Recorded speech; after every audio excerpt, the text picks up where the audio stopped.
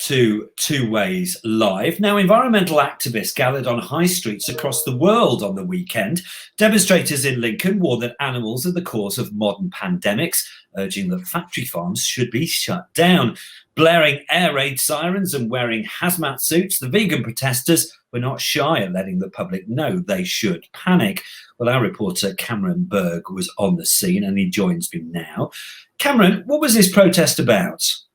Thanks, Matt. The protests are in response to a paper that was submitted by Dr. Gordon Gallier from the World Health Organization, which raised a few hairs. The paper suggested that factory farms were the #1 cause of viral coronavirus pandemics. Animals Cause Pandemics have begun campaigning for the immediate closure of factory farms. This is primarily vegan and animal rights lead, but it's clear these protesters are quite scared. Their organizer, Pete Richards, didn't hesitate in saying this was a warning.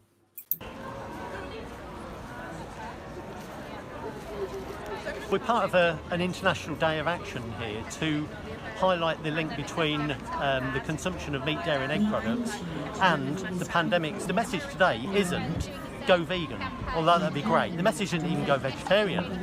The message is be very, very scared. Cameron, what has the local response been? Well, it's still early days, but globally the campaign seems to have caught on with simultaneous protests taking place all across the world. It's possible we're seeing the start of a new global movement similar to Greta Thunberg's international strike for climate change. Mr. Richards seems fairly certain this isn't the last we've seen of them.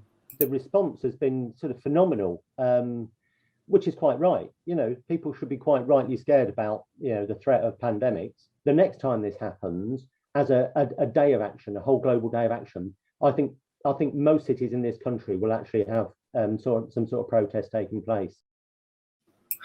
Cameron, what sort of support is there for what they're saying? Should people be worried? Well, the WHO paper these strikes are based on is still a contentious point within the medical community. When contacted, the University of Lincoln Medical Center said that there would need to be more research done before it could conclude anything. So I'm afraid the jury is still out on this one, Matt. Okay, Cameron, thank you very much. Cameron Berg bringing us that report. And you've been watching Two Ways Live.